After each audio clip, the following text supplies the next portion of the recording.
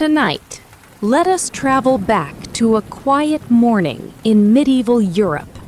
The sun rises gently over small villages surrounded by green fields.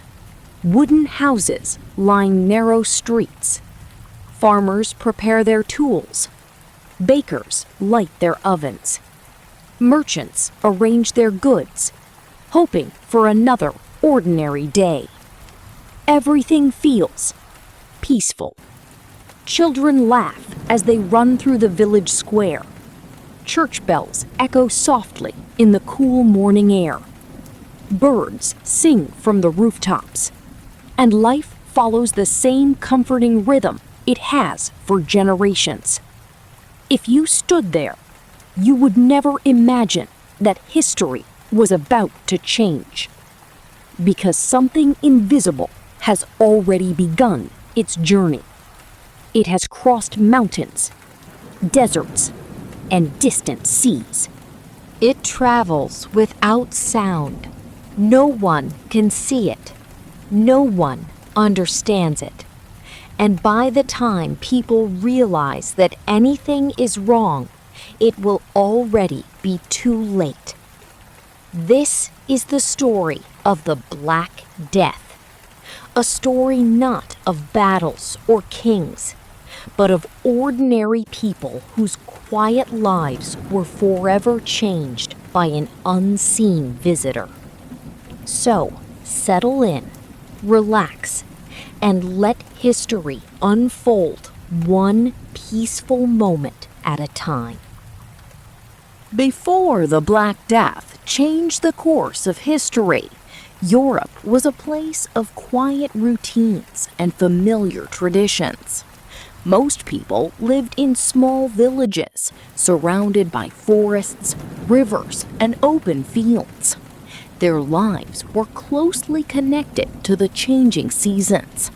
Spring was a time for planting. Summer brought long days of hard work beneath the warm sun.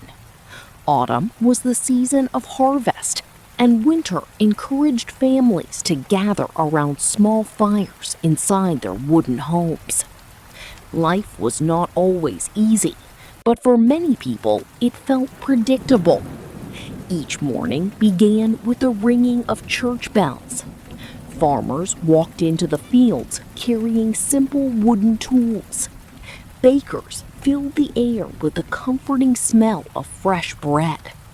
Blacksmiths shaped iron with steady hands, while merchants prepared their carts for another busy day at the marketplace. Children chased one another through narrow streets, laughing as they played simple games. Mothers prepared meals using vegetables from their gardens, while fathers repaired fences, cared for animals, or worked in nearby fields. The marketplace was often the busiest place in town. Merchants arrived from nearby villages with baskets of fruit, sacks of grain, colorful fabrics, pottery, and handmade tools. Travelers shared stories from distant lands, bringing news that many villagers would hear only once in a great while. To the people of medieval Europe, the world seemed vast and mysterious. Most would never travel far from the place where they were born. A nearby city might feel like a distant adventure, while lands across the sea existed only in stories told by wandering traders. Yet, even though many people stayed close to home, Europe itself was becoming more connected. Merchant ships crossed the Mediterranean and the Black Sea. Caravans traveled along ancient trade routes linking Europe with Asia and the Middle East. Silk, spices, precious metals, and fine cloth passed from one city to another, creating busy networks of trade that stretched farther than most people could imagine. These journeys brought wealth, new ideas, and exciting discoveries. But they could also carry something no one expected. Something far smaller than a grain of rice. Something no one could see. At that time, People knew nothing about bacteria or disease-carrying fleas. They had no microscopes, no laboratories, and no understanding of how invisible illnesses could travel from place to place. If someone became sick, families often believed it was caused by bad air, an imbalance within the body, or simply the will of God. There was no reason to fear an ordinary traveler arriving from a distant port. No reason to question a merchant unloading cargo from a wooden ship. No reason to suspect that an ordinary day could become the beginning of one of history's darkest chapters. The villages remained peaceful. The markets remained busy. The church bells continued to ring. Life moved forward, just as it always had. And almost no one realized that somewhere beyond the horizon, a silent disaster had already begun its long journey toward Europe. The first signs of the coming disaster did not appear in Europe. They began thousands of miles away, along the great trade routes that connected Asia, the Middle East, and Europe. These ancient roads and sea lanes carried valuable goods across continents. Every day, merchants, sailors, and travelers moved from one city to another, bringing silk, spices, precious metals, and stories from distant lands. For centuries, these trade routes had connected different cultures. They allowed people to exchange ideas, inventions, and treasures. But this time, they were carrying something no one could see. At first, the reports were quiet. A merchant spoke of a distant town where many people had suddenly become sick. A sailor mentioned a busy port where workers had fallen ill only days after a ship arrived. Another traveler described villages where healthy families became weak almost overnight. Most people paid little attention. The stories sounded strange, but they were far away. In the medieval world, rumors traveled just as often as merchants did. News of wars, storms, poor harvests, and sickness was common. Few believed these scattered reports were connected to something much larger. Meanwhile, trade continued without interruption. Large wooden merchant ships crossed calm seas, their sails filled with wind as they approached the ports of Europe. The docks became busy with activity. Sailors unloaded heavy crates. Merchants counted their goods. Horses pulled wagons through crowded streets while buyers searched for rare and valuable items. Everything looked completely normal. Yet hidden among the cargo were black rats searching for food and shelter. Living on many of these rats were tiny fleas, invisible to everyone around them. No one knew that some of these fleas carried a deadly bacterium that could spread from animals to people. The people of the 14th century had no way of understanding this. They had never heard of bacteria. They had never seen a microscope. The true cause of disease was still a mystery. Soon, the first patients appeared. A healthy person would suddenly complain of feeling tired. By evening, a high fever had developed. Their body ached and they struggled to stand. Painful swellings appeared around the neck, beneath the arms, or near the groin. These swollen lumps, later called buboes, became one of the disease's most recognizable signs. Families gathered around the sick, hoping they would recover. Neighbors offered food and comfort. Priests prayed beside their beds. Doctors mixed herbs, prepared simple medicines, and followed the medical beliefs of their time. Some believed bad air caused the illness. Others thought the stars had fallen into an unfortunate alignment. A few believed it was a test from God. No treatment seemed to help. Still, life continued. Markets remained open. Church bells rang each morning. Children played in the streets. Merchants planned their next journeys. Most people believed the sickness would soon disappear, just like many illnesses before it. They could not imagine that these first mysterious cases were only the beginning. Quietly, patient by patient, town by town, the Black Death was moving.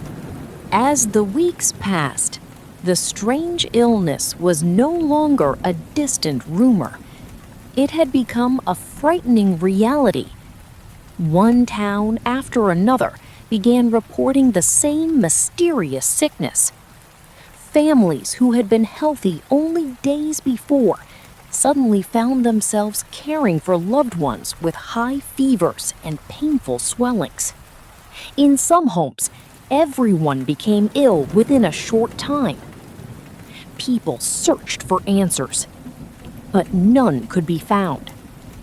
The disease seemed to move without warning. It did not matter whether someone was rich or poor, young or old. Merchants, farmers, craftsmen, priests, and nobles all faced the same invisible danger. Soon, fear began to spread as quickly as the illness itself. Travelers who once received a warm welcome were now viewed with suspicion. A stranger arriving at the village gate was no longer simply a visitor. Some wondered whether they carried the mysterious sickness with them. Markets that had once been filled with cheerful conversations grew quieter each week. Fewer merchants arrived. Fewer customers gathered. The laughter of children became less common as worried parents kept their families close to home. Churches filled with people seeking comfort. Many prayed for protection, asking God to spare their families and neighbors. Others believed the plague was a punishment for human sins. Some thought the stars had brought misfortune. Others blamed poisoned air or unknown forces they could not explain. Without scientific knowledge, people tried to understand the disaster using the beliefs they already knew. Across Europe, countless different explanations appeared, yet none could stop the disease. Doctors worked with great determination, but their knowledge was limited. They recommended herbs, perfumes, or burning sweet-smelling plants to clean the air. Some advised patients to avoid certain foods. Others suggested prayers, rest, or traditional remedies passed down through generations. Sadly, these treatments offered little protection. As more people became sick, everyday life slowly changed. Schools closed. Festivals were canceled. Many travelers stayed where they were, afraid to continue their journeys. The roads that had once carried busy caravans became quieter than before. In some towns, church bells rang almost constantly, marking the passing of neighbors, friends, and family members. The familiar sounds of busy streets were replaced by long moments of silence. For many people, the greatest burden was not only the illness itself, but the uncertainty. No one knew who might become sick next. No one knew when the plague would end. Each sunrise brought both hope and worry. Families cared for one another as best they could, sharing food, offering comfort, and holding on to faith even during the darkest days. Yet despite every effort, the invisible visitor continued its journey. From one village to the next, from one city to another. Slowly, quietly, and relentlessly, the Black Death spread across Europe, leaving behind a continent that would never be quite the same again. By now, the Black Death had changed everyday life across much of Europe. The busy streets that had once echoed with laughter and conversation became strangely quiet. Market stalls stood empty for days at a time. Many shops remained closed, and the sounds of horses pulling heavy carts grew less frequent. For those who remained healthy, every ordinary task felt different. A simple trip to the village well was made with caution. Visiting neighbors became less common. Many families chose to stay inside their homes, hoping the mysterious illness would somehow pass them by. The fear was invisible, but it was everywhere. In towns and cities, church bells continued to ring, reminding people of the difficult days they were living through. Churches became places where many gathered to pray for hope, comfort, and strength. People searched for meaning in events that seemed impossible to understand. Doctors did everything they could with the knowledge available at the time. They carefully examined patients, prepared herbal remedies, and offered advice based on centuries-old medical traditions. Some believed that fresh air might help. Others carried flowers or sweet-smelling herbs, thinking pleasant scents could protect them from disease. Today, we know these methods could not stop the plague. But the people of the 14th century did not know what bacteria were or how disease could spread. They were trying their very best with the knowledge they had. Even kings, queens, wealthy merchants, and powerful nobles could not escape the uncertainty. The illness did not choose its victims based on wealth or social position. It reminded everyone that human life was fragile, no matter who they were. As the months passed, many villages became quieter than anyone could remember. Fields were left untended because there were too few workers to care for them. Some homes stood empty. Others were cared for by neighbors who shared what little food and supplies they had. Yet even during this dark chapter, acts of kindness continued to appear. Families cared for one another despite the risks. Neighbors shared bread, water, and firewood. Priests comforted the frightened. Doctors continued treating patients, even though many knew they were placing themselves in danger. These quiet acts of courage often went unnoticed, but they became small lights during a very dark time. Eventually, after many long months, the terrible wave of sickness began to slow. In some places, fewer new cases appeared. The church bells rang less often. The silence remained. But little by little, people began to hope that the worst might finally be coming to an end. They had survived one of the darkest chapters in European history, but the world waiting for them would be very different from the one they had known before. When the Black Death finally began to fade, Europe slowly awakened to a very different world. The silence that had settled over towns and villages did not disappear overnight. People stepped outside their homes with mixed emotions. There was relief that the terrible wave of illness had weakened, But there was also sadness for the loved ones who would never return. Every community had changed. Some villages had lost so many people that entire homes stood empty. Fields that had once produced grain were left untouched for months. Workshops waited for craftsmen who were no longer there, and many marketplaces took time to become busy again. Life moved forward, but at a slower pace. As survivors returned to their daily routines, they discovered that the world around them had been transformed. With fewer workers available, farmers, builders, and skilled craftsmen became more valuable than ever before. Many were able to ask for better wages or improved working conditions.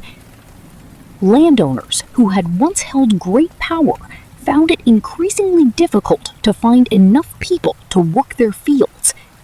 Slowly, the balance of society began to change. These changes did not happen in a single year. They unfolded gradually over many decades. Historians often see the Black Death as one of the events that helped reshape medieval Europe. It influenced the economy, affected the relationship between workers and landowners, and encouraged new ways of thinking about society and the future. The plague also changed how people viewed medicine. Many realized that old explanations could not answer every question. Although true scientific understanding would take centuries to develop, the experience encouraged later generations to observe disease more carefully and search for better knowledge. The memory of the plague remained alive in stories, paintings, and written records. Parents told their children about the difficult years. Monks carefully recorded what they had witnessed. Travelers carried these stories across Europe, ensuring that the lessons of the past would not be forgotten. Yet, despite everything that had happened, hope slowly returned. Children once again played in village squares. The sound of hammers echoed from workshops rebuilding homes, carrying goods across familiar trade routes. Fields turned green each spring, just as they always had. Nature continued its quiet rhythm, reminding people that life has an extraordinary ability to begin again. The Black Death had left deep scars across Europe, but it had also revealed something remarkable. Even after unimaginable loss, people found the strength to rebuild their homes, support their neighbors, and create a new future. History had been changed forever, and from one of humanity's darkest chapters, a different Europe slowly began to emerge. Today, nearly 7 centuries later, the Black Death remains one of the most significant events in human history. Modern science has helped us understand what people in the 14th century could not. We now know that the disease was caused by the bacterium Yersinia pestis, which was commonly spread by fleas living on rats, although the outbreak was influenced by many environmental and social factors. Looking back, it is easy to wonder what we might have done differently.